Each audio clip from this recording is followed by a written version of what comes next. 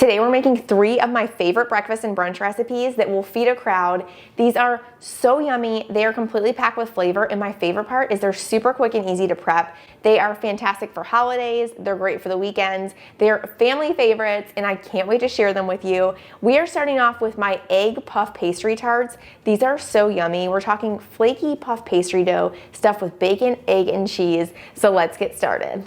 These puff pastry tarts probably have the most work, but they are totally worth it. They're so cute at the end. We're gonna preheat our oven to 375 degrees. And then as far as chopping goes, we have some green onions. We also wanna shred some cheese. The green onions are just for the very end. And then for the cheddar cheese, you definitely wanna shred it yourself because it's gonna melt the best that way. I like to chop my bacon into 1-inch pieces and then just pull it apart. You wanna use original bacon for this recipe or a traditional version, no maple or anything that's gonna mess the flavors up.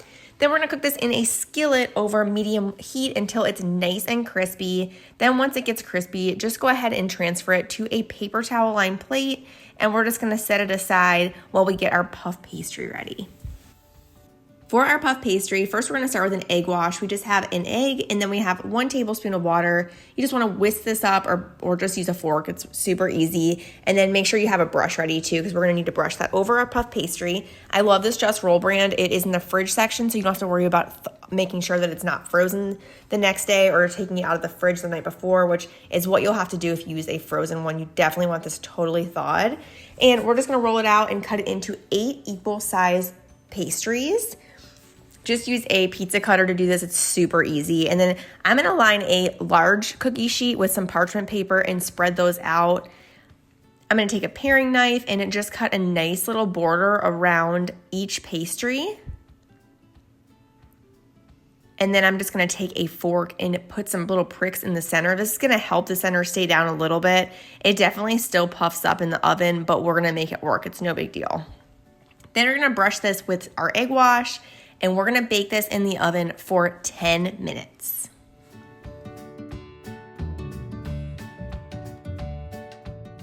As we're baking those, we're gonna make our egg mixture. We just have some eggs, we're gonna use some milk, salt and pepper, and a little bit of Dijon mustard. Give this a really good whisk. And I like to transfer this to a Pyrex dish because in a second, we're gonna take our fork and just smush those puff pastries down in the center. Make sure you leave the borders really high up. And then you're gonna pour our egg mixture into the centers of these pastries. You have to be really careful when you put it back in the oven. Just make sure not to overfill them. Then we're gonna add our cheese on top, but we only wanna use about half of our cheese or maybe 3/4 of the cheese. Just make sure that it's not gonna overflow the eggs. And then we're gonna stick this really, really carefully back into the oven for 10 minutes. I'm making a really easy Dijonnaise sauce here. It's just mayonnaise with some Dijon mustard, hot sauce, salt, and pepper. It tastes really good paired with these, but this is totally optional. You don't have to make it. Next up, we're gonna add our bacon onto these. The egg should be like pretty solid at this point. And then you're gonna add the rest of the cheese. We're gonna put these back in the oven for 5 minutes. So it's a total baking time of 25 minutes total. These get so crispy and delicious. This is a really, really fun recipe to make, and it looks so fancy, but it's so easy. I'm gonna go ahead and put these out on a serving plate. You wanna serve them when they're hot still, and then I like to top them with the green onions for just a little bit extra crunch.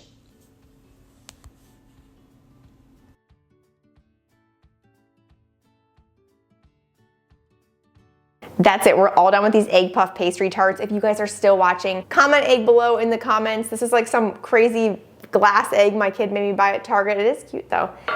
Next up, we have a brioche French toast casserole. This was my first ever viral TikTok video, and it's so good. It's full of sweet and savory flavors from that buttery brioche bread. This is so delicious, so let's get to it. For our brioche French toast casserole, we want to get started by preheating our oven to 375 degrees. Next up, we're just going to grease a 9x13 casserole dish like this with some butter. I like to go ahead and do like the bottoms, the sides, just get it really nice and greased up. Next up, we have our brioche loaf. This is really the most important part of the whole recipe because brioche is made with butter and it is really, really savory. It's the most delicious bread. So you definitely want to splurge and buy this. I know it's a couple dollars more than a regular loaf of bread, but I promise it's worth it. I like this St. Pierre brand. There's a few others that are pretty good. You can also buy off-brand, but just make sure it's brioche. This is seriously such an easy recipe. You guys aren't even gonna believe it. We have like 3 more steps and it's going in the oven.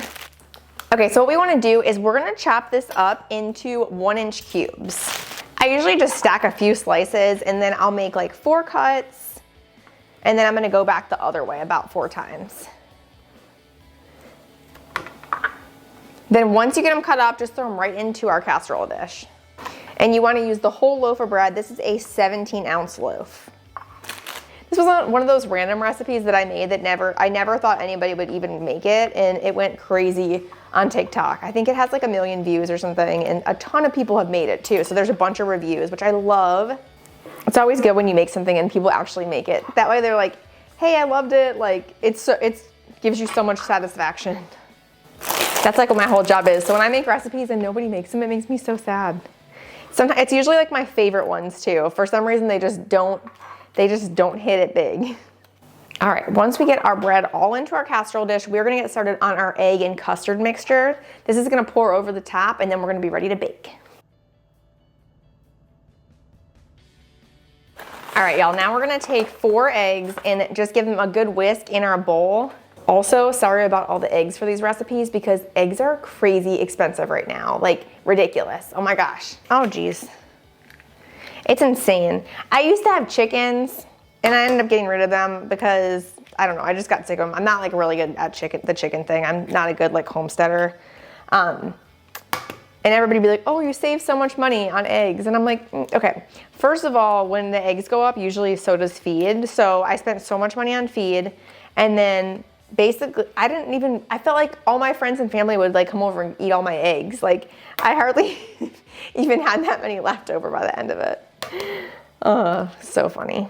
All right, so we're gonna add our 4 eggs into our bowl. I think my biggest problem with like the chicken thing and just like the whole homesteading thing and sourdough and all that is I'm too busy. I just don't have time for it. It sounds so bad, but the blog and the YouTube videos keep me so busy, and then my kids, my husband has a business, so like there's always a million things going on.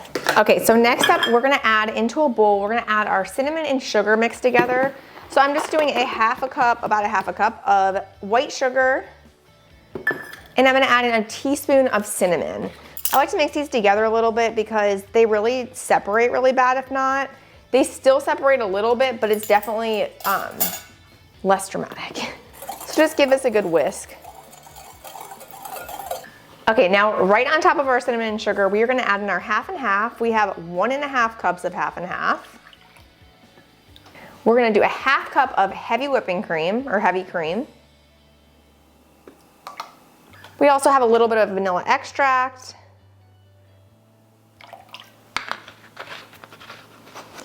And just a little pinch of salt.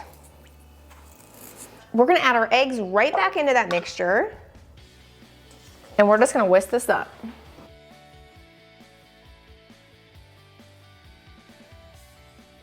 Okay, once we get this all whisked, we're just gonna pour it right over the top of our brioche bread.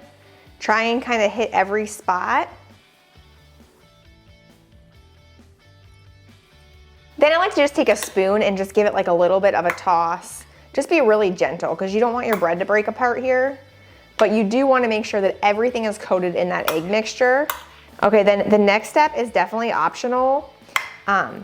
I really like sweet and I love cinnamon, so I'm gonna tap mine with just a little touch more of cinnamon and sugar. It's best if you mix them first because it can get a little crazy. So I'm just doing a little bit of cinnamon in there, and then I'm gonna grab some sugar and give it a good little mix.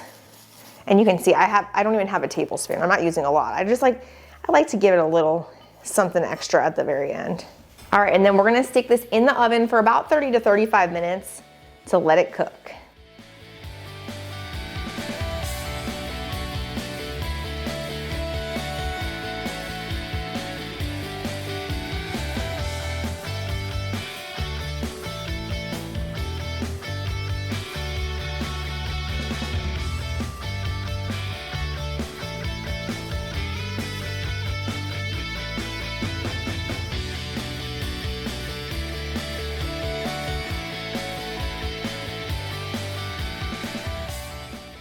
That's it, we're all done with this brioche French toast casserole. If you guys are making this one, let me know in the comments.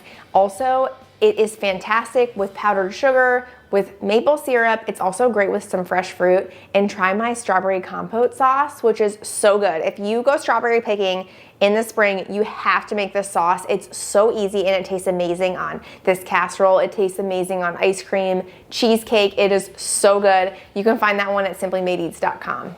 Next up, we have our final recipe, and we need some old mushy bananas for this one. We are making banana chocolate chunk muffins. These are so good, but they are 100% better if you use mushy bananas. I'm talking like these old ones that like look like they're about ready to get thrown out. If you have ripe bananas, you need to wait for a few days to make them because they'll be so much better if you wait. They're so much more moist and so good. Let's get baking. For these muffins, we're starting off with a 375-degree oven, and tulip liners are a must, you guys. You can definitely use cupcake liners, but you're not gonna be able to fill them as much and they're gonna cook faster. So just be aware of that. We're gonna go ahead and fill up a 12-count muffin pan, and then we're gonna take our bananas, put them in a big bowl and give these a good mash. We want it like baby food texture. Also, you've got to make sure you have softened butter at this point, so make sure to soften that butter beforehand. For our dry ingredients, we have some flour, we're using a little bit of salt, and then just your baking soda and baking powder. Give this a really good whisk, and we're gonna set it aside and do our wet ingredients.